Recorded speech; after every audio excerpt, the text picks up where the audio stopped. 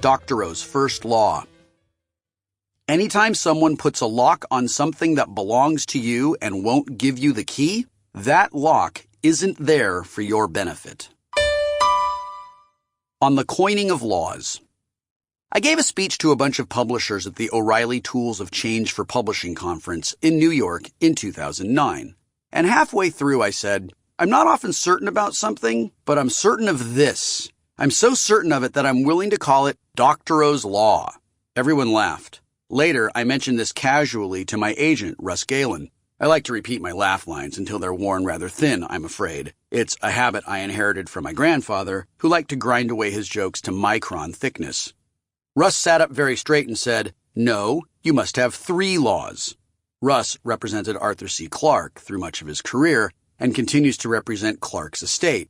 And, of course, Clarke got a lot of mileage out of Clarke's 3 laws, so I took the advice to heart.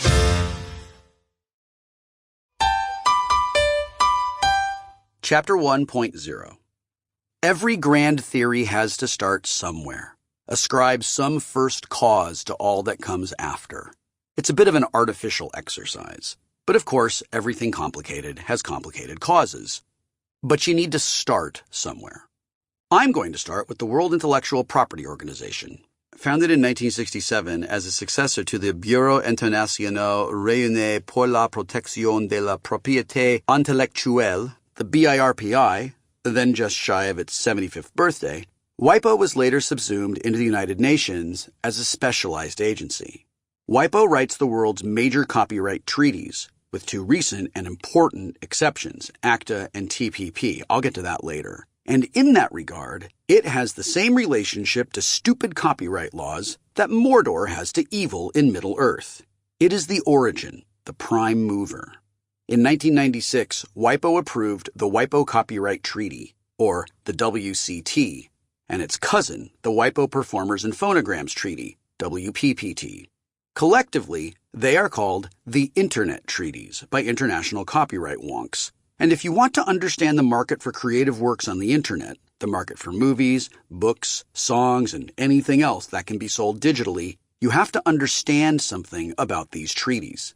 Specifically, you need to understand one key aspect of the WCT, Anticircumvention. That's what I'm going to discuss in this chapter. The WCT is everywhere. When the UN writes a treaty, it asks the countries of the world to sign on to it. These signatories go on to pass national laws that reflect their obligations under these treaties. In the USA, the WCT was enacted into law in 1998 as the Digital Millennium Copyright Act, the DMCA. A few years later, the European Union created the EU Copyright Directive, EUCD, in which each EU country then turned into law in its national body. What that means is that most of the world's industrialized countries have some version of the WCT on the books. These implementations of the WCT vary, but usually the variations are small. For that reason, I'm going to talk about the effect of the WCT as a global phenomenon, not limited to the USA, the EU, Australia, Japan, or anywhere else.